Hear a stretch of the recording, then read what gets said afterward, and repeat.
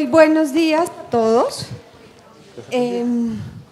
Bienvenidos al inicio de nuestras jornadas académicas de los viernes. Hoy tenemos un inicio maravilloso. Muchas gracias. Nosotros creo que con su presencia, lo voy a decir de esta manera, la sacamos del estadio. Nos encanta que esté aquí. Pues hoy tenemos una conferencia muy interesante, muy bonita, que se llama Reflexiones sobre la vida, la complejidad y la muerte. El conferencista pues no necesita presentación, es el doctor Alejandro Gaviria Uribe, economista con maestría y doctorado en economía, ingeniero, escritor, pues conferencista de talla internacional. Fue ministro de Salud y Protección Social de Colombia desde el 3 de septiembre de 2012 hasta el 6 de agosto del 2018. Y bueno, tuvimos el gusto de escucharlo algunos de nosotros en una conferencia en la inauguración del Congreso Nacional de Psiquiatría. Quedamos muy interesados y la verdad le estuvimos pidiendo el favor de que nos acompañara porque pues queríamos como que todo el público más de salud mental pudiera escucharlo. Pues muchas gracias de verdad por acompañarnos y pues sepa que esta es su casa. Bueno, mil gracias. Bueno, muchas gracias. Bueno, de nuevo buenos días a todos, gracias por la invitación. Tiene la charla un nombre un poquito grandilocuente, ¿no? No va a ser tanto, es más bien testimonial, reflexiones sobre la complejidad, la vida y la muerte de Saúl. Nada más y nada menos, ¿no? La charla no intenta ser un resumen, pero está basada en un libro que yo escribí sobre lo que yo quisiera llamar una coincidencia irónica. El hecho de ser al mismo tiempo ministro de Salud y paciente de cáncer. Esa coincidencia suscitó una serie de reflexiones que yo primero fui escribiendo en una suerte de libretas que me acompañaban en las correrías por todo el país y que casi de manera frenética, el año pasado exactamente por esta época, en 3 semanas largas del mes de febrero yo escribí un primer manuscrito, después en los primeros días del mes de marzo lo corregí y se convirtió en un libro de esos que uno escribe con cierta urgencia existencial.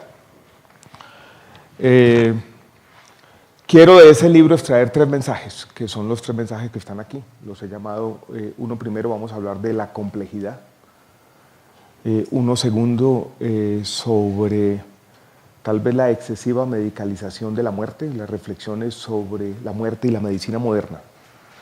Y uno tercero, tomando una frasecita que aparece por allá en una edición del famoso libro de Viktor Frankl, lo voy a llamar la necesidad del optimismo trágico. Son las 3 formas de resumir el mensaje del libro. Hay más cosas allí, pero yo creo que esto nos da alguna idea general sobre el énfasis de las reflexiones. Después vamos a poder conversar sobre los diferentes temas, entonces quiero que comencemos con el primer tema que atañe o tiene que ver o concierne a la complejidad. Ensayemos, está perfecto. Entonces, estos son los 3 temas.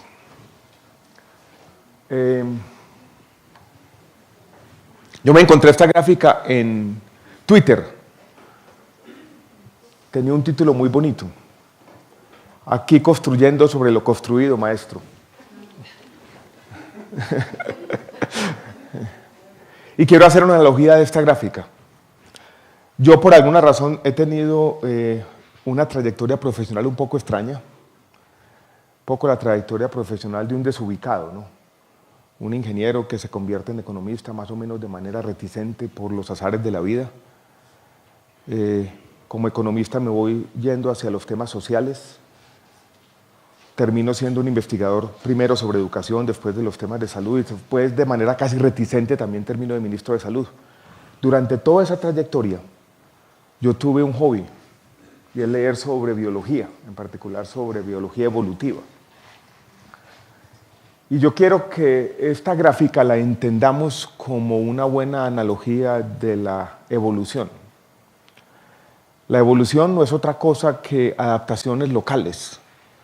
Surge un problema práctico de adaptación y la evolución con ese algoritmo de ensayo de error lo resuelve y sobre esa solución se superpone una solución. Y sobre esa se superpone otra.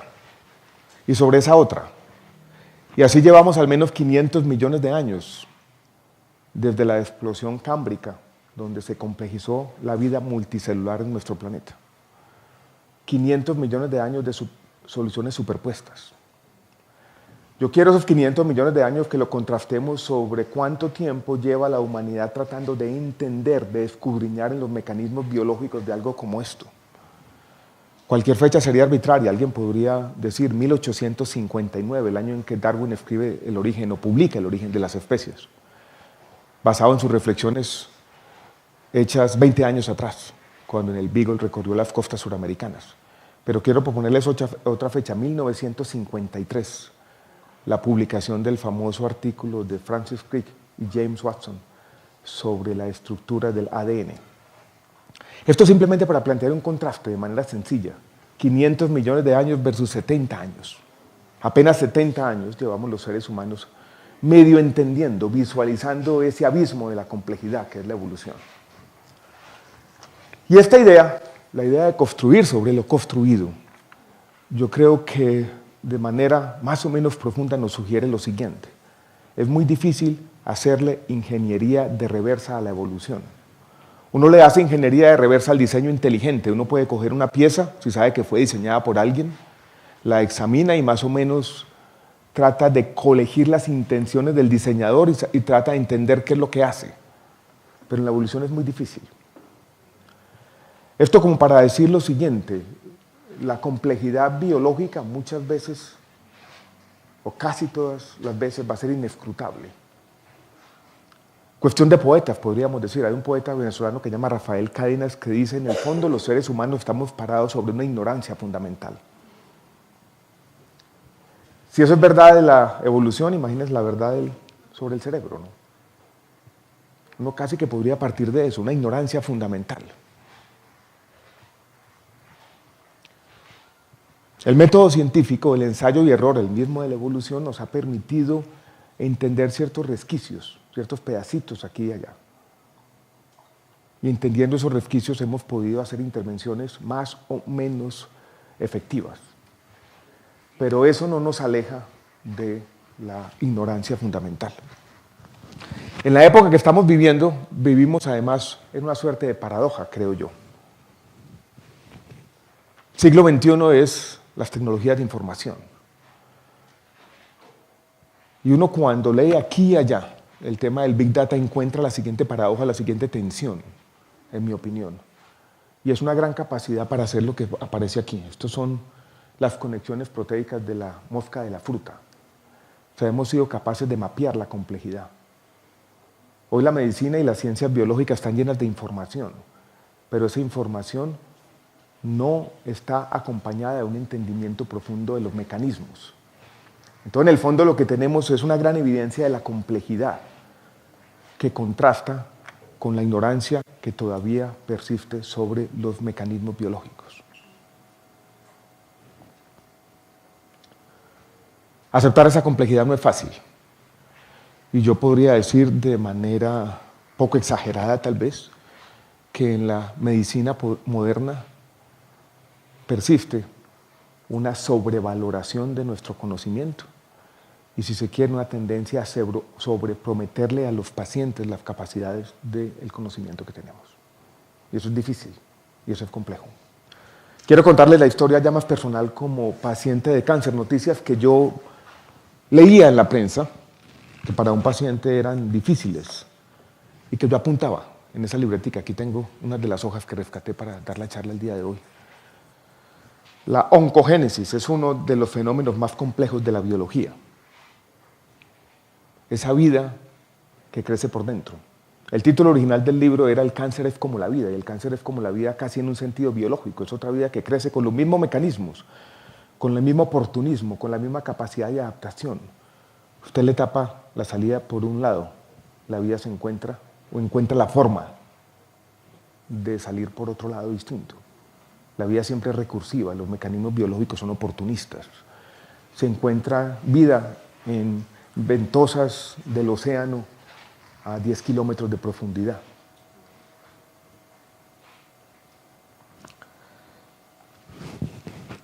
El microbioma afecta, esto es un copiado, la efectividad de todos los tratamientos de quimioterapia. Esto es la interacción entre nuestro sistema inmune y el microbioma, tiene mucho que ver con la efectividad de los tratamientos. ¿Qué sabemos de eso hoy en día? Nada. Hay evidencia que muestra que la radioterapia produce inflamación y en el fondo facilita la oncogénesis y el cáncer. Y hoy en día muchos oncólogos no saben si deben hacer radioterapia después, sí o no. En pacientes de cáncer de mama que le hacen quimioterapia antes de la radioterapia, la evidencia nueva, la que comienza a aparecer, muestra que esas quimioterapias están siendo contraproducentes. British Medical Journal publicó hace un año, marzo del año pasado, una revisión exhaustiva de las 48 entidades biológicas nuevas aprobadas por la FDA para combatir el cáncer. De las 48, el 70% no funcionaba. Y las otras estaban asociadas con 2,1 meses de sobrevida. Richard Nixon anunció la guerra contra el cáncer en el año 1971, en un momento de cierto optimismo porque se creía que la gran mayoría de los cánceres venían de retrovirus, teoría ya desechada, y en los cánceres más importantes, por ejemplo de páncreas y pulmón, el avance de la ciencia médica ha sido casi ínfimo desde el año 1971. La complejidad, ¿no? En un tema que atañe a ustedes, también hace aproximadamente un año o menos, Pfizer creo que anunció que estaba cerrando sus investigaciones sobre el Parkinson y algunas enfermedades mentales porque simplemente habían encontrado que no iban para ninguna parte. Esa complejidad contrasta, en mi opinión, con algunos de los titulares de prensa y la forma como se presentan ante el mundo las innovaciones, sobre todo las innovaciones farmacológicas, que siempre están acompañados de game changer, breakthrough. O sea, lo que es una pequeña innovación se presenta ante los titulares en esta forma de vender ilusiones vanas, creo yo, que soslayan la complejidad como si fueran grandes invenciones. Las invenciones importantes, sobre todo aquellas que tienen que ver con las enfermedades infecciosas, se cuentan en los dedos de la mano. La época de oro de la medicina de pronto ya pasó. Y hoy estamos ante esa complejidad. Ahí me mamaban callo en el ministerio y me decían, usted no puede dar un discurso sin hablar de complejidad. Y yo decía, me gusta hacerlo porque en el fondo estoy convencido de que la complejidad es la que nos une a los economistas y a ustedes, a los que se han pasado la vida tratando de escudriñar la complejidad biológica. Porque todos tenemos que ver con un fenómeno que es muy parecido, en el fondo análogo, sistemas abiertos y complejos. Y en los sistemas abiertos y complejos tal vez la principal conclusión es que uno tiene que ser modesto sobre las consecuencias de las intervenciones. No sabemos muy bien qué pasa en esa caja negra de la complejidad. Y uno interviene por aquí, pero la consecuencia o el impacto de esa intervención puede ser muy distinta a lo que uno previó. Lo que no controlamos todas las variables, ¿no? Y había una frase que me gustaba repetir, que la apunté por aquí, ya hace parte del libro, que dice más o menos lo siguiente. La modestia debe ser una norma, una postura permanente, casi un principio ético. Sobreestimar nuestro conocimiento puede tener consecuencias negativas. La modestia no es una renuncia, pero sí una aceptación consciente y, si se quiere, trágica, de la complejidad del mundo, de la biología y de la economía. Ahí está la complejidad. Somos capaces de describirla de esta manera, pero no de aprenderla plenamente. Ya vimos el ejemplo, ¿no? Esto no es un fracaso de la medicina. Esto es una revelación trágica, si se quiere, de nuestra complejidad. Este señor fue premio Nobel de Economía. No sé si ustedes lo han oído. Friedrich von Hayek, austriaco. Inmerso en unos debates ideológicos complejos, utilizado de manera, creo yo, oportunista por ciertas tendencias de la derecha plutocrática de los Estados Unidos. Pero en el fondo, tal vez uno de los economistas o científicos sociales más elocuentes, más conscientes de la complejidad. Esto lo dijo de los economistas, pero se podría decir de otras disciplinas también. La curiosa tarea de la economía es demostrarle a los hombres que tampoco sabemos de lo que imaginamos que podemos diseñar. Sabemos poco cuando nos enfrentamos a los sistemas complejos. Yo tenía aquí otra listica, no de la economía, sino de revelaciones o evidencias de esa complejidad. Hace poco leí que en la ciencia médica todavía no hay una teoría elaborada, hay un desconocimiento fundamental sobre cómo funcionan los antihipertensivos. Simplemente el ensayo y el error nos ha llevado a demostrar que son eficaces, efectivos en muchos casos, pero no hay una teoría elaborada. Tengan en cuenta el debate médico cada vez más complejo sobre las estatinas, que en el fondo, podríamos decir, ese sobreconsumo, no sabemos hoy en día si han hecho más bien que mal, o viceversa. Piensen ustedes, y aquí voy a decir algo un poco osado, cojan el DSM-5 y hagan un listado exhaustivo. Ahí hay intervenciones y de pronto hay un resumen de la sistemático de la literatura construido de nuevo con ensayo y error. Pero ¿qué tanto de esas intervenciones están basadas en un conocimiento profundo de los mecanismos involucrados? Póngale un porcentaje. No mucho, ¿no? Y yo creo que eso, de nuevo, es un llamado a la modestia. Esa fragilidad de la evidencia es muy grande, ¿no? ¿Cuál es mi preocupación? ¿Y a dónde viene el mensaje? Y es que hoy en día, en general, y estoy hablando de dos cosas superpuestas. Una es la vida pública. Yo soy ministro, trato de enfrentarme a un problema público complejo, difícil, inherentemente complejo, por ejemplo, el funcionamiento de los sistemas de salud, y trato de ser cándido sobre las complejidades. Dijéramos en una entrevista en televisión. La gente no lo va a aceptar. ¿Para qué usted está allá? Usted está para resolver los problemas. Lo mismo podría decirse, ese ejemplo, a la relación de muchos médicos con sus pacientes. Entonces es muy difícil aceptar la complejidad y no verla como una renuncia. Pero yo creo que la complejidad debería ser parte de nuestras conversaciones en los ámbitos más públicos y en los ámbitos privados también. Yo creo que hemos sobreestimado nuestro conocimiento, y lo digo como economistas, pero yo creo que una reflexión similar se podría hacerse acerca de la medicina moderna. Entender la complejidad, aceptarla no como una renuncia, sino como volviendo 500 millones de años de adaptaciones superpuestas. No se entienden en 70 años de investigación. Entonces necesitamos un poquito más. O de pronto la ignorancia fundamental de la que habla el poeta nos va a acompañar por siempre. A un elemento de misterio que hace esta aventura cósmica que es la vida humana de pronto hasta más interesante, ¿no? Ese era el primer mensaje entonces sobre la complejidad. Espero no haber sido tal vez más grandilocuente de la cuenta, pero vamos al segundo. Bueno, esta frase octava también de Stephen Hawking, dice lo mismo, ¿no? La ilusión del conocimiento, la pretensión del conocimiento, como el enemigo del mismo conocimiento.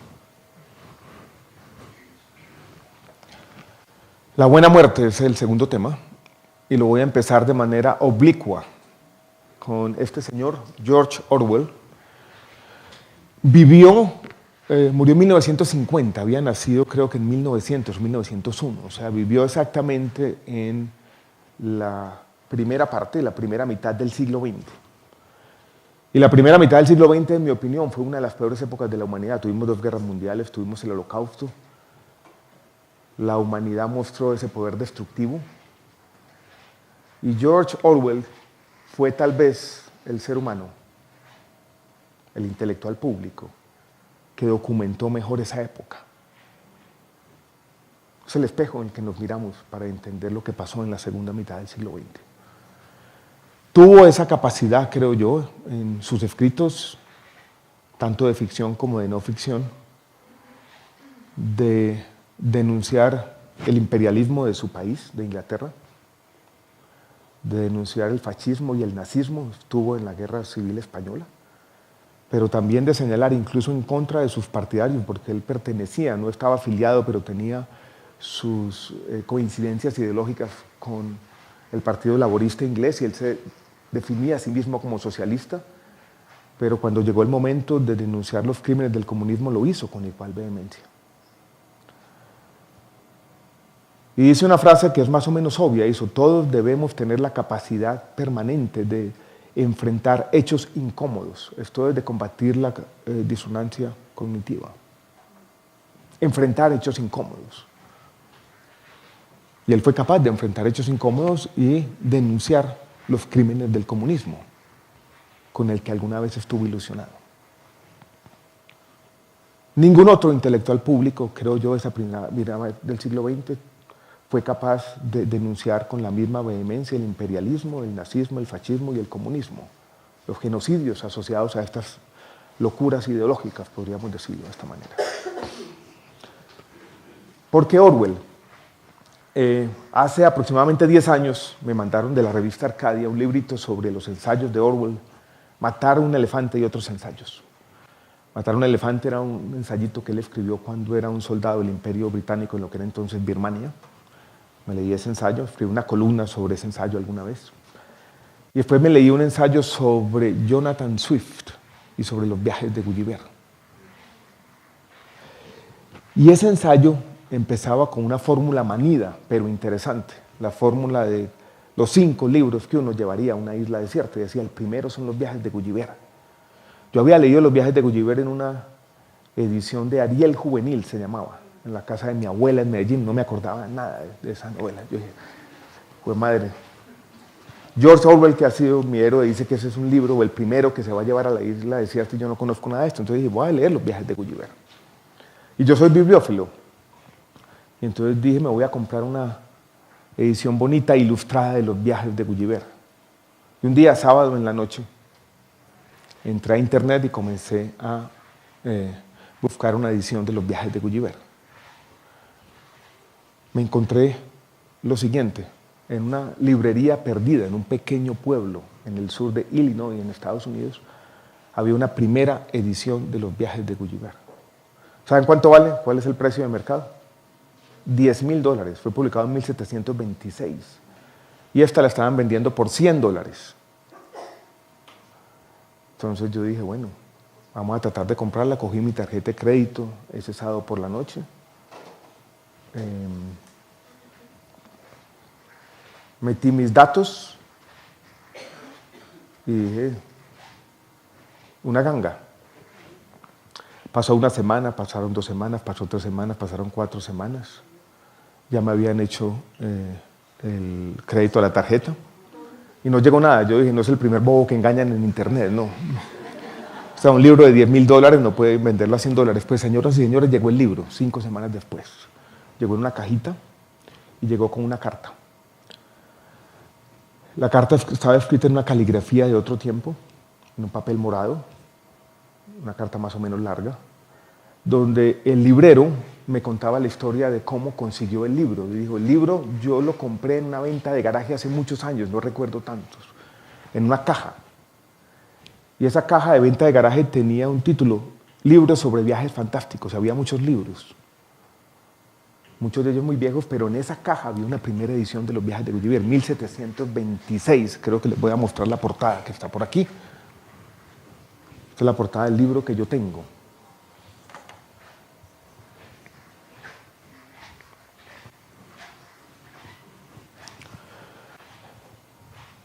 Y el libro venía con una explicación. El librero decía, yo sé que le estoy regalando el libro, yo no soy bojo, yo conozco el valor de mercado. Pero vino una petición de Colombia, me llamó la atención, y venía acompañada también de la siguiente voy a llamarlo como un favor o una especie de transacción velada. Me decía, yo estoy muriendo de cáncer, la única alegría que tengo en estos últimos días de mi vida es coleccionar estampillas con mi nieto. Quiero que usted me consiga unas estampillas de Colombia, de la primera mitad del siglo XX, la misma de George Orwell. Fui a la calle 15, donde todavía sobreviven algunos almacenes ya perdidos de filatelia, creo que se llamaba ese arte, a punto de desaparecer. Le mandé las estampillas al señor y nunca supe más. Probablemente ya es un fantasma, ¿no? Leí los viajes de Gulliver. Y en los viajes de Gulliver, en el tercer volumen, encontré un viaje que quiero utilizarlo para introducir este tema de la buena muerte, para de alguna manera transmitirles a ustedes la idea, conocida por todos, de que la buena muerte ha sido una preocupación de los seres humanos por mucho tiempo. Se remonta por lo menos a estos años, pero Montaigne ya lo había dicho, filosofar es aprender a morir. Y está en los textos clásicos latinos y griegos, pero aquí encontré la siguiente reflexión. Llega Gulliver a una isla que se llama Luknak, doble G en los dos lados, Luknak. Dice que queda cerca de Japón. Coincidencialmente, por esas coincidencias de la vida, esta isla de Luknak, dice el capitán Gulliver, queda cerca al país más longevo del mundo, Japón.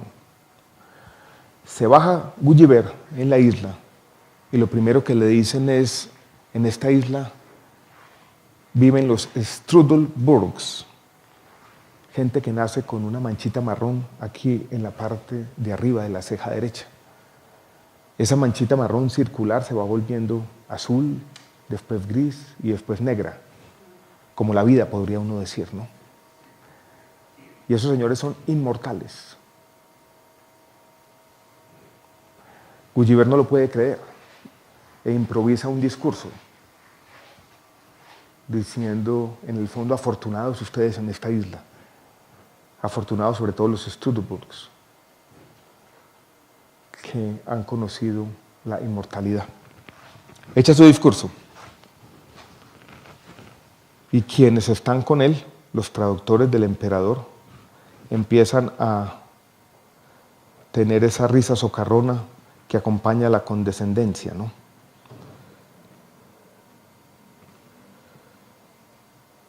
Feliz la nación donde cada niño tiene la oportunidad de ser inmortal, dijo Gulliver. Feliz la sociedad que puede nutrirse de tantos ejemplos vivos de virtud y sabiduría. Pero felices ante todo los Strudelburgs, quienes no tienen que padecer la calamidad universal de la raza humana y cuentan con sus mentes libres, despejadas sin el peso y la depresión del espíritu que trae consigo el temor a la muerte. Los interlocutores escucharon el discurso de Gulliver con la mueca que usualmente acompaña a la condescendencia. Algunos explotaron una risa burlona casi desafiante. Uno de los intérpretes pidió la palabra para hacer algunas precisiones necesarias. La juventud eterna es una ilusión extravagante, señaló. Y después dijo que los Strudelburgs en el fondo pierden los dientes, el cabello, el apetito, el lenguaje, son crisálidas perpetuas. El emperador le dice a Gulliver, llévese uno de estos tipos para su país y así los seres humanos van a perderle el miedo a la muerte y van a dejar de soñar con la inmortalidad. que no es otra cosa que la perpetuación de la vejez y el sufrimiento. Ese pedacito de ese libro, olvidado, nadie lo menciona hoy en día, yo creo que sirve para que hagamos todos una reflexión sobre lo que uno podría llamar, no quiero volver a ser grandilocuente, pero los excesos de la medicina moderna, la excesiva medicalización de la muerte. Los seres humanos hemos estado olvidando cómo morir, creo yo, ¿no? Antes de haber leído Los viajes de Gulliver, yo había leído un testimonio, un libro de una periodista californiana, Karen Butler, sobre su padre, un profesor surafricano, digno, orgulloso toda la vida. Fue torturado por el sistema de salud de los Estados Unidos. Y decía Karen Butler lo siguiente: las últimas palabras fueron una fuente de sabiduría para la humanidad por mucho tiempo. Hoy en día casi no se pronuncian porque morimos con un tubo en la garganta. En el año 1963, Aldous Huxley le dijo a su esposa: yo no quiero morir en un sueño de morfina. Y le pidió que lo inyectara con LSD para morir plenamente consciente. El video está en internet, ¿no? Es un poco alucinante, a veces fuerte. Pero en el fondo lo que quería decir es: uno debe morir plenamente consciente. Esa muerte consciente ya no existe casi. Fue abolida por la medicina moderna. Karen Butler entrevistó a un preparador de cadáveres sino-japonés. Japón vuelve a aparecer en esta historia. Llevaba 45 años en el negocio y dijo: hace mucho tiempo los cadáveres me llegaban como ramas secas. Ahora me llegan abotagados, llenos de moretones. Y después dice esta palabra: torturados. Algo ha cambiado en estos 45 años. 80% de nosotros decimos que queremos morir en la casa. ¿Qué porcentaje lo logra? 20%.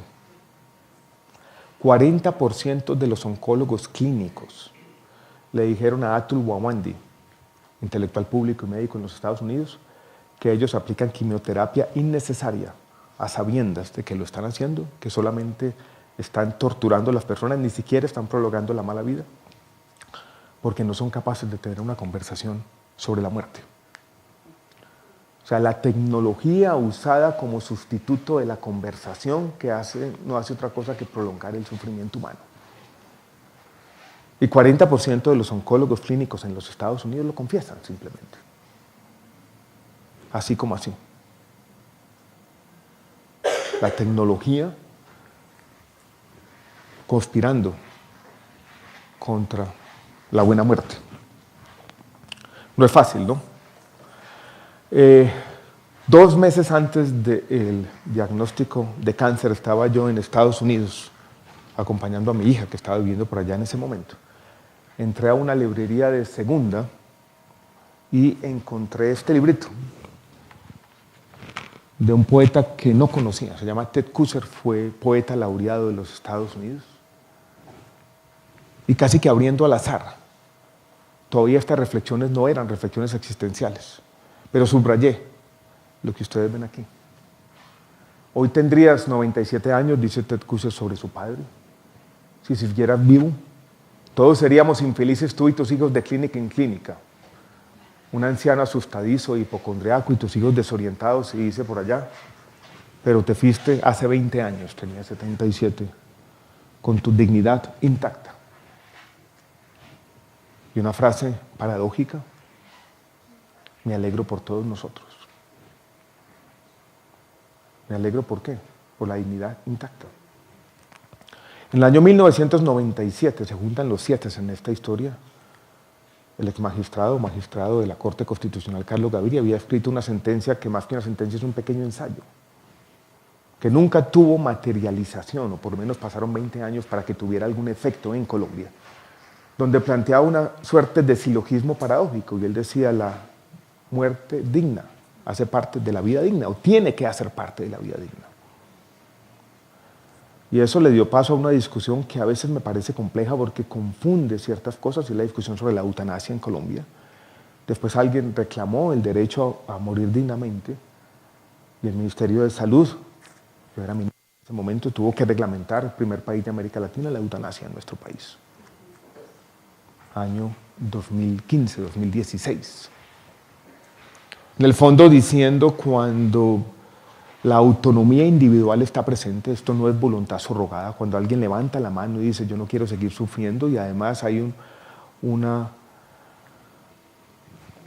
validación objetiva de que se trata de un enfermo terminal, o sea, no es cualquiera. Cuando hay la manifestación de la voluntad y la presencia concomitante de la enfermedad terminal, pues en el fondo es un respeto a alguien que quiere morir con la dignidad intacta. No es un tema fácil para un paciente de cáncer, ¿no? Y yo he encontrado temas que son contradictorios, si quiero en este momento pasar a una reflexión un poco más personal. Cuando uno es paciente de cáncer se alimenta de esperanza en últimas. Y cualquier conversación, cualquier momento, cualquier instancia, uno lo que quiere es eso, un poco de esperanza, un resquicio, algo de que agarrarse. Pero al mismo tiempo, en los momentos de mayor lucidez, yo creo que hay una lucha contra esto. La frase es dura, ¿no? Pero la tiranía de la esperanza. Este párrafo que ustedes ven allí es de otro testimonio, del hijo de Susan Sontag, que murió de cáncer, de leucemia. No quería morirse. Básicamente decía, tortúrenme. Estoy dispuesto a hacer lo que sea. Y el hijo describe lo que llama la tiranía de la esperanza. Y miren que lo que hay en este párrafo también, no voy a leerlo, ustedes pueden leerlo, es también la falta de una conversación, ¿no? Hay un tema implícito muy complejo. O sea, el paciente tiene la esperanza, el médico intuye esa esperanza, no la comparte, sabe que la evidencia o la esperanza no está sustentada en la evidencia, pero en todo caso no es capaz de tener la conversación, da el medicamento y el paciente incurre casi que en un autoengaño que se ve validado por el engaño consciente del profesional de la salud. Entonces el paciente dice, pues si me está dando el medicamento es porque tiene que tener algún efecto. Pero en el fondo todos saben íntimamente que no va a tener ningún efecto. Y que lo que se trata es de una esperanza sin sustento. De allí esa tiranía de la esperanza. ¿Cómo salir de allí? Buscando dignidad. No es un tema fácil, ¿no? ¿Cómo tener estas conversaciones? Diciembre del año pasado, yo terminando mi tratamiento de cáncer, con el libro ya en mente, todavía no lo había escrito, con el convencimiento, la convicción íntima también de que estas conversaciones hay que tenerlas en los ámbitos familiares. Con mis padres, que ya todos tienen casi 80 años, era 26 de diciembre, 7 de la noche, teníamos un vino sobre la mesa. Yo le dije a mi mamá, mami, hablemos un poquito de la muerte, cómo queremos morir. Mi mamá me dijo, mijo, no podemos hablar de un tema más agradable. Es difícil, ¿no? Y yo no quisiera trivializar estas cuestiones, pero en el fondo son conversaciones que hay que tener, ¿no? Porque lo que hay detrás de todo esto es la falta de esa conversación. Una ausencia de enfrentar nuestro destino ineluctable, ¿no? ¿Cómo hacerlo? Cada quien tiene la forma de hacerlo, ¿no? La mía propia es la poesía y la literatura, ¿no? Lo que yo le quería decir a mi mamá, y ella no se dejó decir, lo había leído en un librito de Julian Barnes, el novelista británico. Y le quería decir, mami, en el fondo, si nos fuera concedida la mortalidad, yo creo que tampoco sería bueno. Y Julian Barnes cuenta esta historia interesante, creo que él lo describe en un burgués inglés que se muere y señoras y señores, el cielo es como lo pintan, ¿no? Llega al cielo, tiene las conversaciones con los intelectuales más agradables, fiesta en fiesta, modelos más bonitas, los grandes banquetes, y lleva 6 meses en esas, ¿no? Y una tarde, en una sala tal vez como esta, en medio de 6 meses de hedonismo puro, encuentra una aglomeración de gente, dijéramos aquí al final, y le pregunta al administrador del cielo, siempre alguien tiene que administrar las cosas, ¿no? ¿Qué está pasando por allá? Y dice, no, allá hay un pequeño aditamento, un botoncito que uno puede hundir. Dijo, ¿para qué?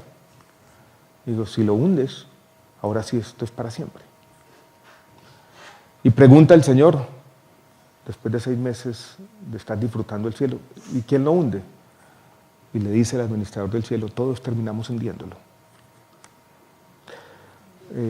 La muerte todo lo acaba, pero también todo lo valora, ¿no?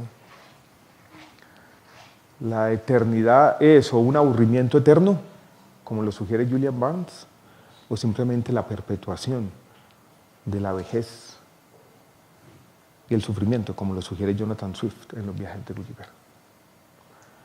No es fácil decir esto para los seres humanos, pero en el fondo la conversación, llamémoslo así, tal vez con mayúscula, no puede ser sustituida por la tecnología.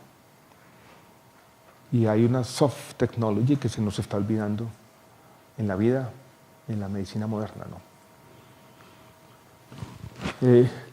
Lo de la eutanasia, yo creo que fue importante no solo por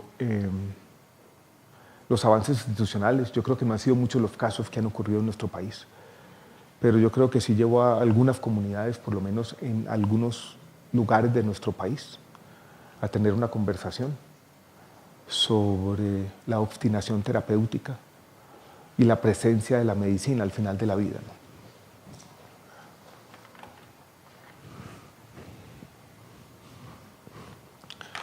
En Cartagena había acabado de leer este libro cuando hablamos, Michael Pollan. Tuve la oportunidad de hablar con él hace 15 días en el Hay Festival. Recomiendo este libro, no sé si todos lo conocen, ¿no? Es una especie de arqueología psiquiátrica, diría yo, reviviendo todos los estudios que se hicieron en los años 60, algunos nuevos que se están haciendo ahora sobre los psicodélicos, ¿no? Que quedaron sepultados en medio de la locura de Timothy Leary y sus muchachos, ¿no? Tiene 2 capítulos, uno sobre el uso de la psilocibina y un poco el LSD para tratar la depresión y las adicciones. Se los dejo a ustedes como psiquiatras y trabajadores de la salud, que vean si hay algo que allí vale la pena, pero uno testimonial que me pareció impresionante, y es el LSD en pacientes terminales oncológicos y la capacidad que tiene de estas reflexiones y estas conversaciones y este tipo de disquisiciones que estamos teniendo, de llevarlas, de permitirlas.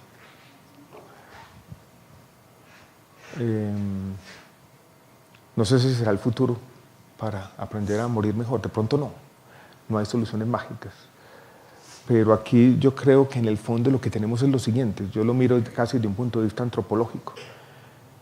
La psilocibina y el LSD, que no es otra cosa que esta sustancia,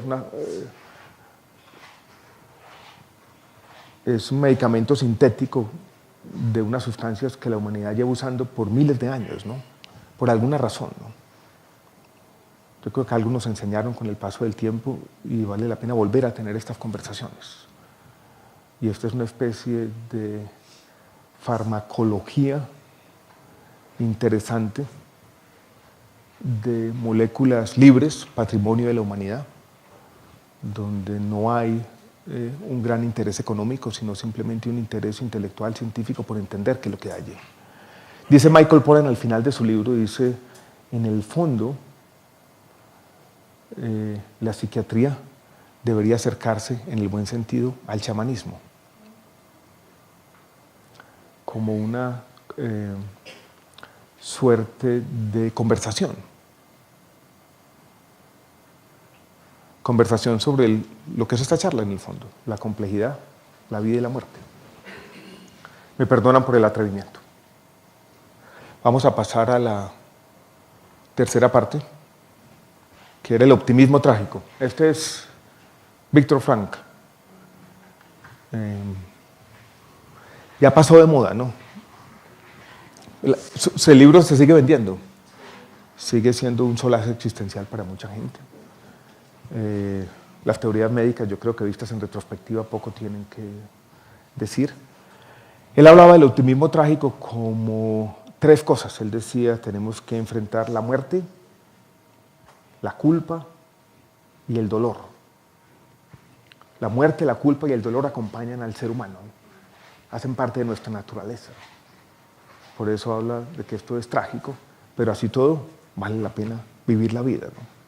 Yo quiero cambiar un poco esa triada y hablar de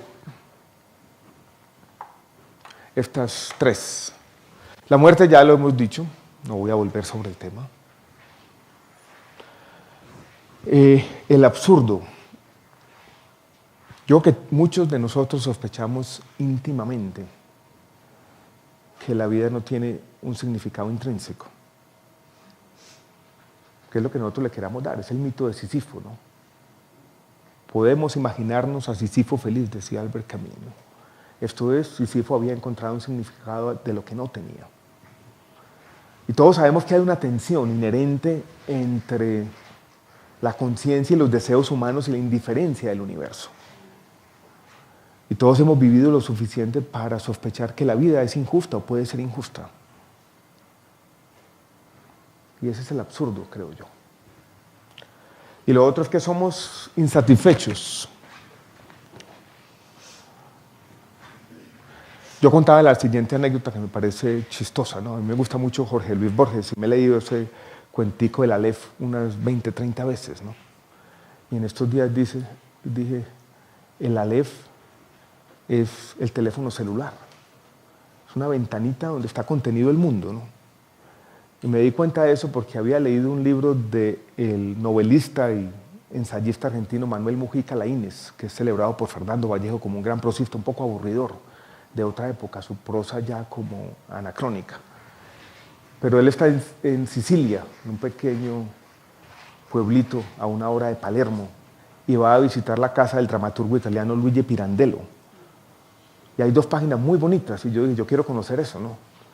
Entonces pongo en Google Earth una dirección y estoy en la casa. Y uno casi que camina con el teléfono. Y esos muros bermejos que describía Manuel Mujica Laínez están allí, ¿no? Yo dije, esto es magia. Ese mismo día por la tarde, iba creo que hacia el centro de Bogotá. Estaba hablando con mi esposa y se me fue la señal del celular. O sea, el Aleph de Borges se apagó por 10 segundos. Y lo que yo dije en ese momento es, esta mierda no sirve para nada, ¿no? Y así somos, ¿no? Nos quejamos todo el tiempo en vez de celebrar la magia que tenemos hoy en día.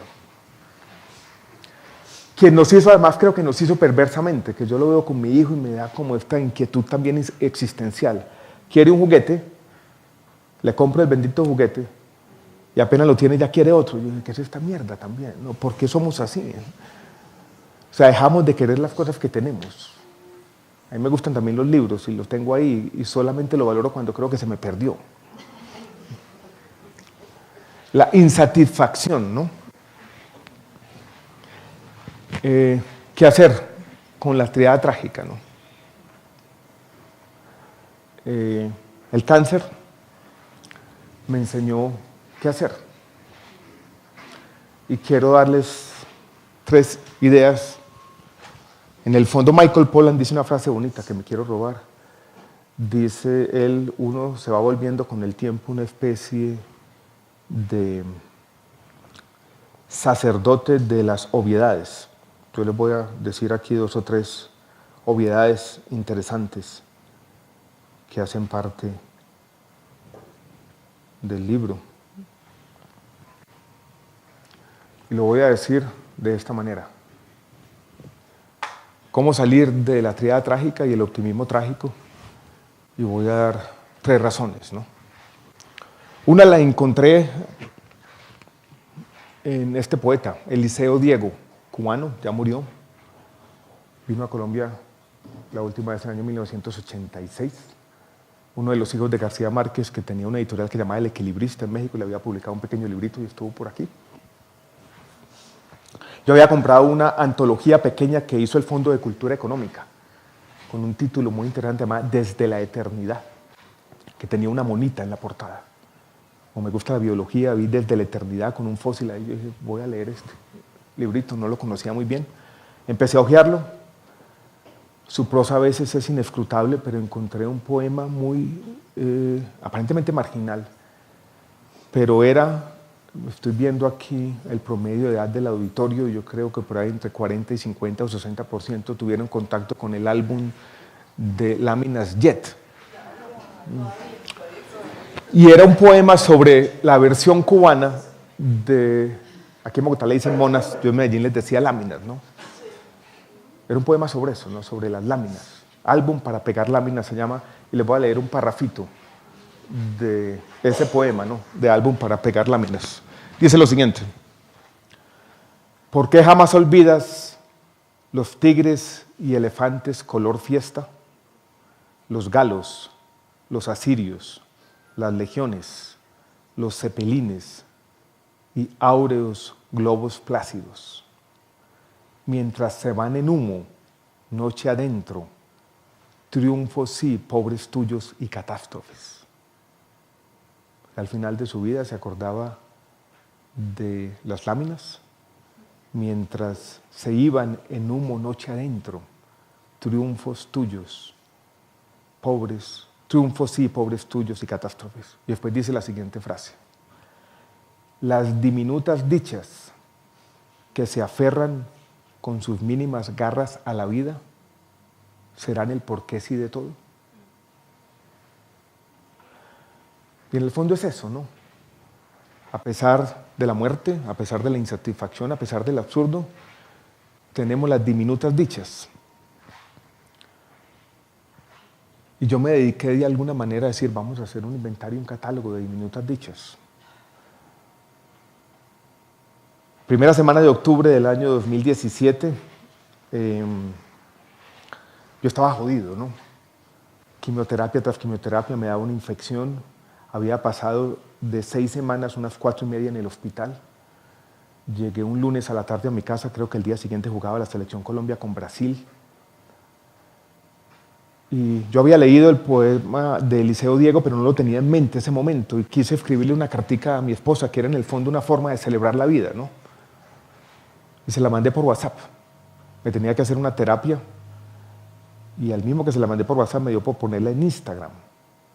Y decía bobadas, ¿no? Cosas como... Tenía un título, Cosas que me gustaría hacer. Y era salir esa tarde con mi hijo Tomás, darle unas vueltas al parque. Y yo decía, hablando sobre los temas de siempre, ¿no? La raza del próximo perro, la indiferencia de los gatos tan grande como la del universo, la inutilidad de las tareas y los videojuegos que son como la vida. O bajar por las escaleras, dar la vuelta a la esquina, llegar a un restaurante italiano con mi esposa a las 6:30 de la tarde, sentarnos en una mesa, pero no al frente, sino del mismo lado, a lo hippie, pedir una botella de vino y brindar, porque estar juntos es suficiente para brindar y brindar. George Sanders, un novelista americano, había compuesto algo parecido, decía diminutas dichas, una mano en una mano, una boca en una boca. El viento en la cara. Michael Chabon, otro novelista americano que me gusta leer, había dicho, he sido feliz algunas veces, casi todas tienen que ver con el viento en la cara.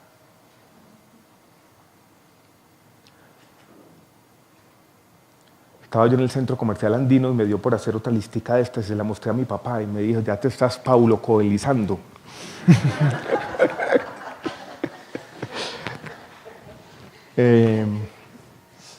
Cuando nos despertamos un lunes puente y se nos olvidó cambiar la alarma y son las 6 de la mañana y nos damos cuenta que nadie nos está esperando esa mañana y podemos seguir durmiendo, ¿no?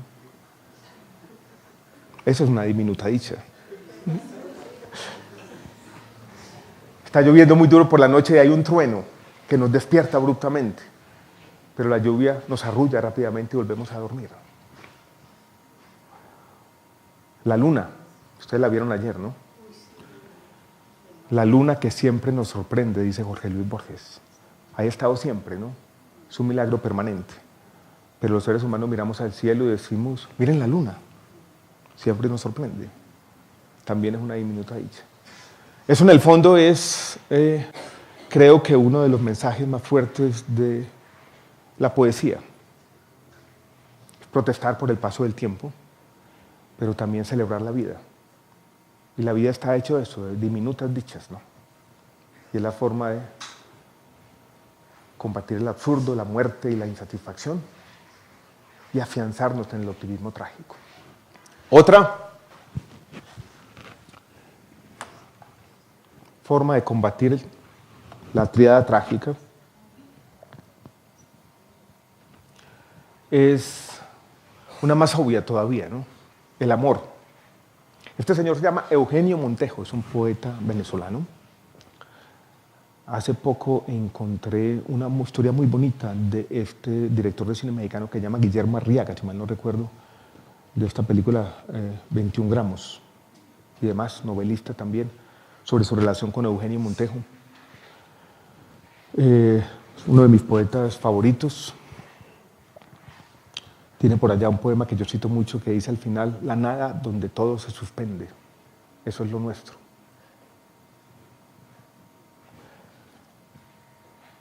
Sábado por la tarde, yo llegué a mi casa después del diagnóstico de cáncer. Me había internado al hospital el jueves, el viernes me hicieron los exámenes, todavía no salía la biopsia, pero yo ya sabía que tenía cáncer. No había ninguna duda, ¿no? Llegué yo a mi casa, me acosté en la cama, siempre estaba deprimido, estaban jugando el Real Madrid y Barcelona un partido, y tenía un libro de poemas de Eugenio Montejo en la mesa de noche de mi habitación, ahí estaba puesto, y lo abrí al azar.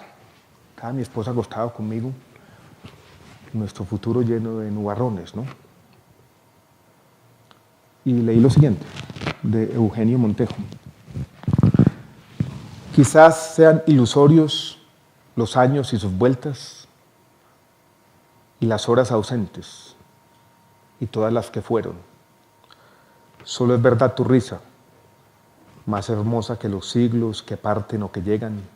Solo tu voz, tus ojos, tus palabras, y nuestro asombro de ser aquí la vida, de ser aquí la vida, de celebrarla en cada lumbre de su fuego, hasta el mínimo instante. Es el amor, ¿no?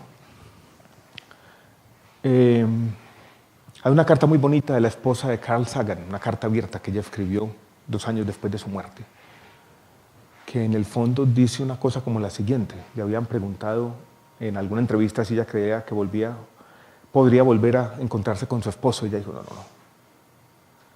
La muerte es para siempre. Pero en el fondo, yo tengo la siguiente convicción. De todos los lugares donde pudimos haber nacido, nacimos en este. De todos los momentos donde pudimos haber existido, existimos en este. Y aquí nos encontramos y vivimos 20 años juntos. Y ese es un milagro. Y eso es lo que yo guardo. Y eso en el fondo es el sentido de todo. La finitud, lo efímero que le da sentido a todo. Y esa celebración del amor yo creo que es en el fondo otra forma de combatir el optimismo trágico.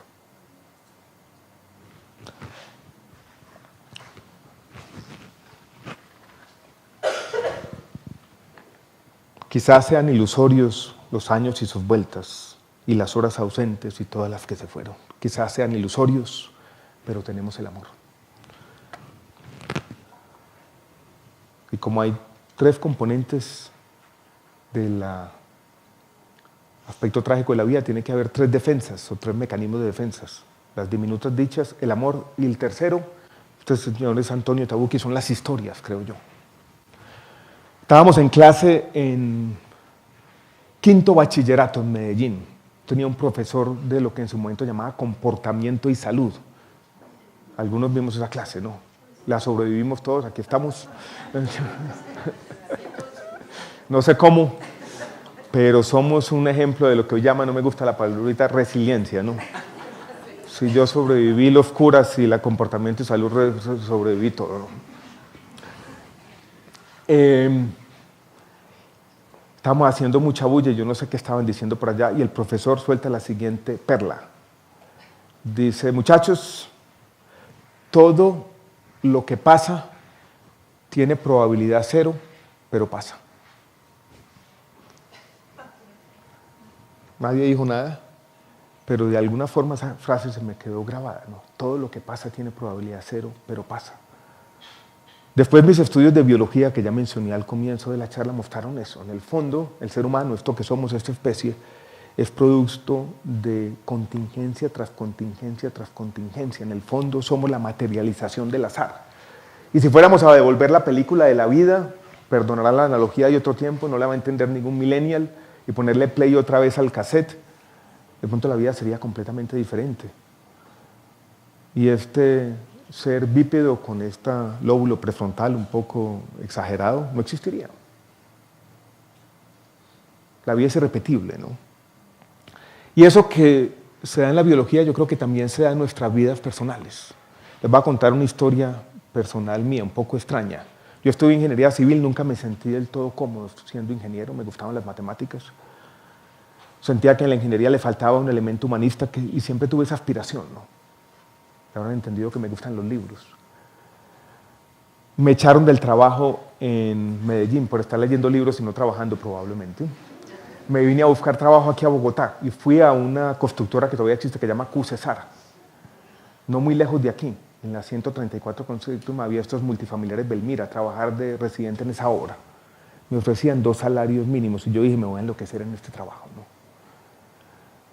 Queriendo cambiar mi vida, yo dije, voy a estudiar algo que tenga que ver con administración, para encontrar alguna otra forma de escaparme de ese destino que ya estaba viendo complejo como ingeniero. Me fui para la Universidad de los Andes, cogí un taxi, me fui para la Universidad de los Andes buscando la Facultad de Administración, un ingeniero desubicado, paisa. Señores, no encontré la Facultad de Administración, pero me encontré la de Economía. Yo dije, pues ya que no encuentro la de Administración, pero estudiamos Economía. Cogí los papeles de Economía, después encontré la de Administración y después dije, de pronto la Economía tiene que ver más con lo que yo quiero ser. Tiene un poco más de matemática y hay un elemento humanista en el sentido que hay una reflexión más o menos sofisticada sobre el cambio social y decidí estudiar Economía. Me volví economista, terminé estudiando un doctorado, pero digo, ¿qué habría pasado si yo no me pierdo ese día en la Universidad de los Andes? Mi vida probablemente habría sido otra. Y en ese sentido es que traigo aquí a Antonio Tabucchi, ¿no? Porque él tiene uno de mis cuentos favoritos que se llama Pequeños equívocos sin importancia. Pequeños equívocos sin importancia quiere decir la vida. 2 compañeros de secundaria, italianos, iban a ser compañeros de la universidad, uno tiene que viajar. Y le dice al otro, matricúleme por favor en la carrera de Filosofía y Letras. El amigo queda con esa tarea, el otro se va de viaje, yo no sé, a visitar a un familiar o una tía enferma. Y el amigo se equivoca y lo matricula en la carrera de Derecho. El otro viene de viaje, se encuentra matriculado en Derecho y dice, pues estudiamos Derecho a ver qué pasa, ¿no? Pues este señor termina siendo un juez. Y el otro, su amigo, terminó siendo un guerrillero de las Brigadas Rojas y el juez termina condenando a su amigo. Entonces Antonio Tabucchi hace una reflexión sobre estos azares que juntaron a estas 2 personas de esta manera tan terrible, ¿no? Y dice una frasecita que me quedó grabada, parecida a la de mi profesor de comportamiento y salud, dice, la vida se encarga de esclerotizar las cosas. La vida se encarga de esclerotizar las cosas. Es la vida, ¿no? En el fondo es un azar petrificado. ¿Y por qué traigo todo esto a cuento? Porque como en el fondo somos eso, una sucesión de contingencias. Yo creo que todas las vidas son interesantes, todas son irrepetibles, todas merecen ser contadas. Todos tenemos una historia.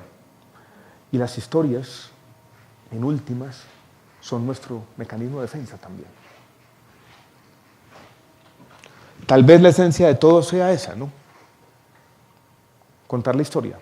Contar la historia no necesariamente es escribirla, ¿no? Pero contarla en los diferentes ámbitos. Las diminutas dichas, el amor y las historias que nos contamos, ¿no?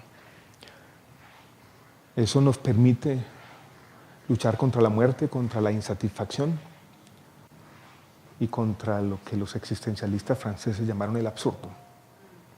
Yo quiero terminar con esta reflexión que explica la portada del libro, que en el fondo es una celebración de la vida, esto que yo quiero llamar optimismo trágico. Estábamos en La Pintada, en un pequeño pueblo a las afueras de Medellín. Eso fue en el año 2011, mi hijo tenía 5 o 6 años. Hora de la soledad oncológica, 6 de la tarde, ¿no?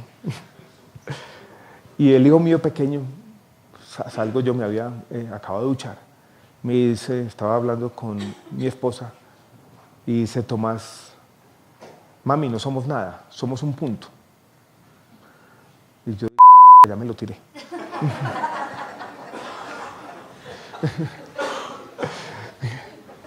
En ese momento no pude responder nada, pues ¿quién va a responder ante esa muestra de existencialismo precoz, digámoslo así, ¿no?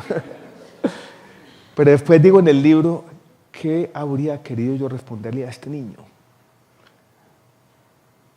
Y es algo así como lo siguiente. Es decir, sí, Tomás, somos un punto. Hay 500.000 millones de estrellas en la Vía Láctea, hay algo así como 800.000 millones de galaxias. La Tierra le ha dado 4.000 millones de vueltas al Sol y nosotros, si tenemos suerte, le daremos 80, 90, no mucho más. Somos un punto en el espacio y en el tiempo. Pero el corazón da 3.000 millones de latidos. Eso es lo que tenemos. 3.000 millones de latidos y tenemos que aprovecharlos de la mejor manera. Ese es el optimismo trágico. Muchas gracias a todos.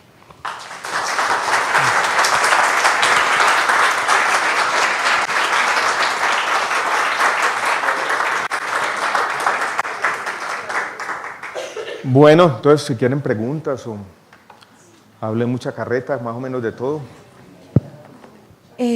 Pues muchísimas gracias. Estamos ya sobre el tiempo, pero tenemos 10 minuticos para preguntas y respuestas. Y bueno, creo que estamos muy estimulados mentalmente. Tal vez decirle que nos toca muy cercanamente nuestras almas individuales y nuestra alma colectiva, digamos, de salud mental, porque de alguna manera nosotros lo que hacemos todo el tiempo con los pacientes es como ayudarlos a traducir sus historias, a compartir historias, ¿no? Es el arte de la psicoterapia y es lo que a la vez yo lo voy a plantear de esta manera. La psicoterapia es un acto de amor, ¿sí?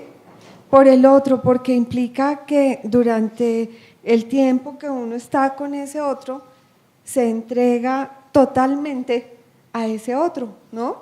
Y trata de estar para ese otro con mayúscula, ayudándolo a entenderse y a que en cada momento logre las mejores versiones de sí mismo.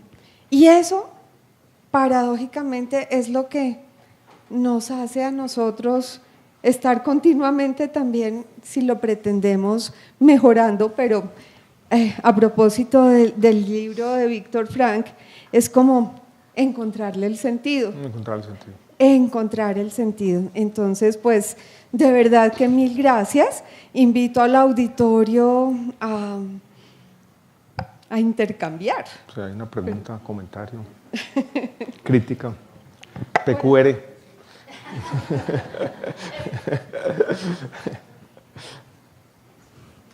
Aquí hay una que se la leo. ¿Qué significa para usted la palabra milagro?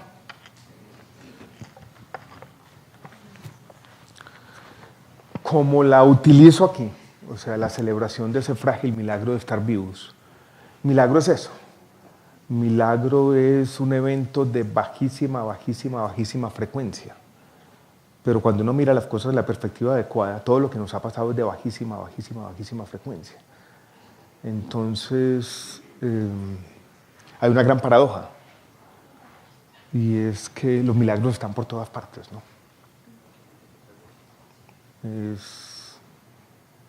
Y la invitación era eso, ¿no? A celebrar esos milagros, ¿no? O sea, los milagros como lo que casi no ocurre, pero como todo lo que ocurre tiene probabilidad cero, pero pasa. Casi todo es un milagro, ¿no? Y tenemos que aprovecharlo en el instante en que está pasando. No hay de otra. Sí. Tenemos Pero si quiere pueden decir la pregunta, ¿no? Como quieran. Sí, otras preguntas. hágale.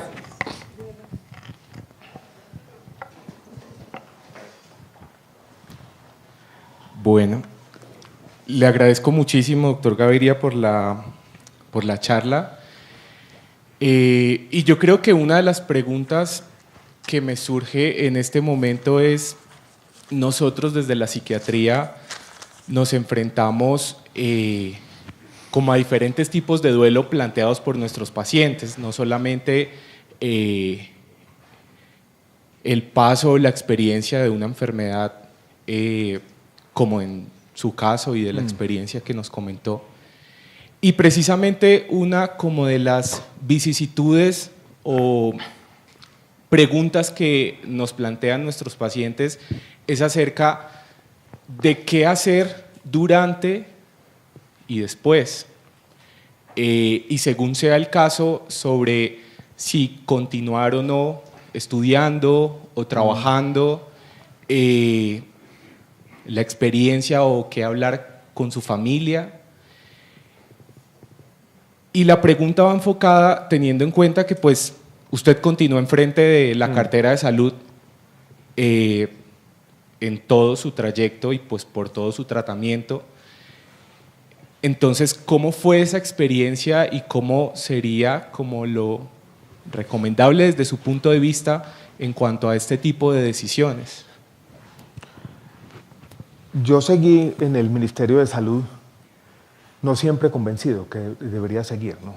Mi primera reacción fue renunciar. Yo recuerdo que a mí me diagnostican y yo llamo al presidente el día siguiente y le digo, yo tengo que renunciar como ministro. Y él dice, espere que hablamos mañana. Él fue a mi casa y me dijo, si su salud se lo permite, me iría a ver. Me gustaría que siguiera en el ministerio. Las primeras quimioterapias fueron fáciles y yo seguí más o menos tranquilo, ¿no? Había momentos difíciles que era cuando me daban esas neutropenias de la semana segunda después de la quimioterapia, pero en general me sentía bien. Después vinieron los momentos más difíciles, donde básicamente la psicología mía era de pronto lo más duro ya pasó, intentemos esta otra semanita, y así fueron pasando los días, ¿no? Pero fue una duda permanente. En retrospectiva, es fácil decirlo, no era tanto así como lo vivía todos los días, me pareció bueno haber seguido en el ministerio.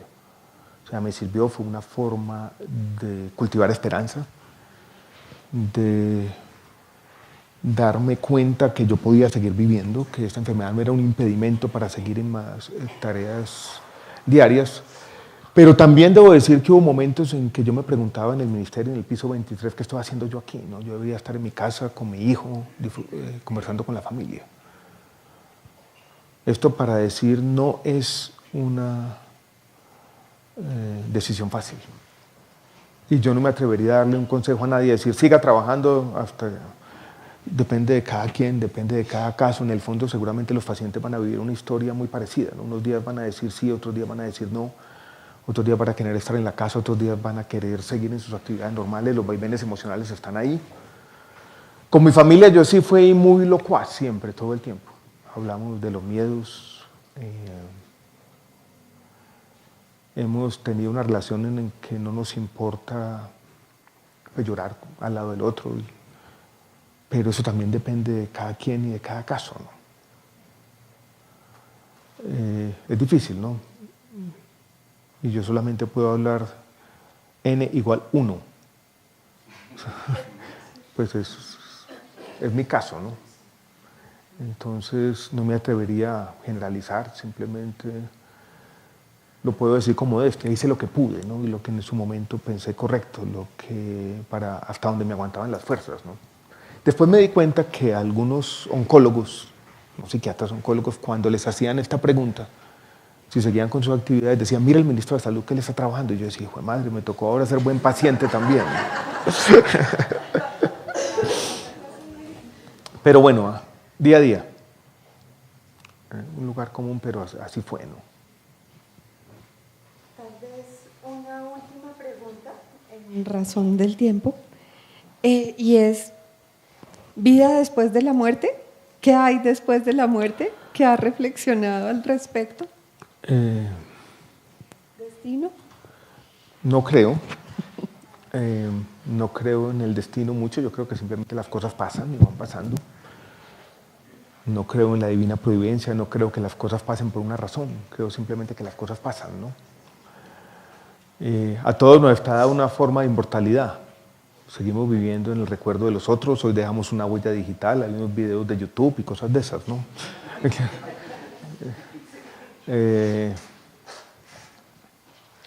Creo que hay otra forma mística y es también la conexión de la vida, ¿no? De esa complejidad. Hacemos parte de eso también. Pero yo creo que ni las formas de la inmortalidad imaginadas por las religiones abrahámicas, o sea, como una alma inmortal, ni las utopías tecnológicas de Silicon Valley que se imaginan que uno puede hacer un upload del cerebro y después ese conjunto de información o de conexiones neuronales, hacerle un download a un robot, yo no sé quién, y de esa forma seremos inmortales. Yo creo que eso también es una gran mentira, por decirlo de alguna forma, ¿no? De pronto la vida es eso, ¿no? Pequeño paréntesis entre la nada y la nada. La nada donde todo se suspende, lo nuestro. Pues eso es lo que yo pienso. Eso no quiere decir que todos los seres humanos no tengamos unas ansias y deseos de trascendencia y que no podamos encontrarlos de alguna manera y que uno no respete las formas como cada quien busca la trascendencia. Cito en el libro una frase de un heterónimo de Fernando Pessoa, que escribió en inglés, Alexander Serge se llama, que dice por allá una frasecita como la siguiente: quienes critican la religión en nombre de la razón olvidan que la pobre humanidad gime en la oscuridad. Nuestra búsqueda de trascendencia es compleja, ¿no? Y se encuentra en muchas partes y uno tiene que respetarlas todas. Muchas gracias a todos. Muchas gracias.